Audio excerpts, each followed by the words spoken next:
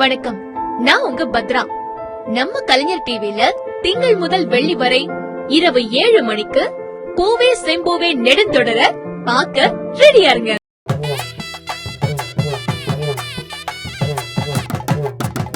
செந்தமிழே, உயிரே, நருந்தேனே, செயலினை மூச்சினை உனக்களித்தேனே.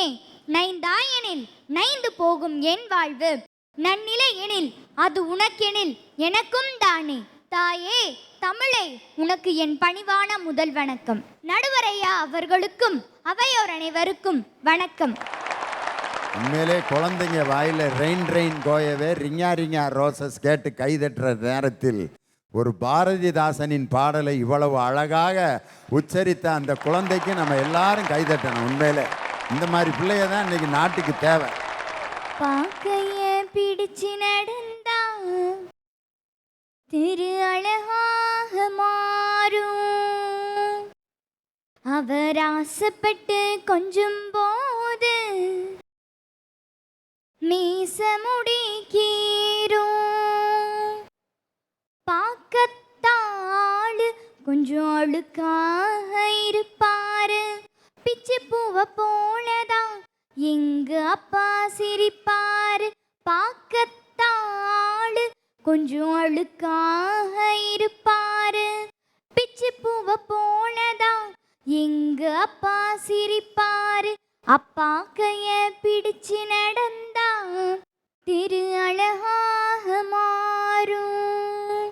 நடுவரையா அவர்களே, அப்பா என்கிற ஒற்றை வார்த்தையில்தான் எத்தனை மந்திரங்கள். அப்பா என்பவர் 1000 ஆசான்களுக்கு சமம். அப்பா ஒரு சூப்பர் ஹீரோ. அத நான் மட்டும் சொல்லல, அன்னைக்கு ஔவையார் பாட்டாவே பாடிட்டாங்களே. தந்தை சொல் மிக்க மந்திரமில்லை. மந்திரம்னா என்னங்க? மனித சக்திக்கு அப்பாற்பட்டது, சாத்தியமில்லாததையும் சத்தியமாக்குவது. அப்படிப்பட்ட சத்தியதாங்க அப்பா. நடுவரையா அவர்களே, உங்களுக்கு 2G 3G 4G ஏன் 5G கூட வரப்போகுதுன்னு தெரியும். ஆனா மைஜினா என்னன்னு தெரியுமா?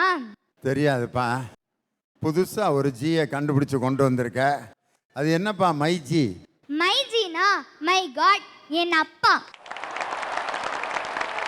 ஏன்னா எனக்கு எப்ப எது வேணும்னு என்னை விட அவருக்கு தான் நல்லா தெரியும். ஆனா என்ன, உணர்வுகளையும் உணர்ச்சிகளையும் மறைத்து வைக்க தெரிந்த ஒரே காரணத்தால் மாதா பிதா என்ற பட்டியலில் 2ஆம் இடத்திற்கு தள்ளப்பட்ட பாவப்பட்ட ஜீவன் தாங்க அப்பா. அப்பா வில்லு மாதிரி. வில்லு எவ்வளவுக்கு எவ்வளவு வளைந்து கொடுக்குதோ அவ்வளவுக்கு அவ்வளவு அம்பு முன்னோக்கி இலக்கை அடையுது. ஆனா வில்லுங்கிற அப்பா அங்கேதான் இருப்பாரு, அம்பு போல பிள்ளைகளை மேலே உயர்த்தி விட்டு.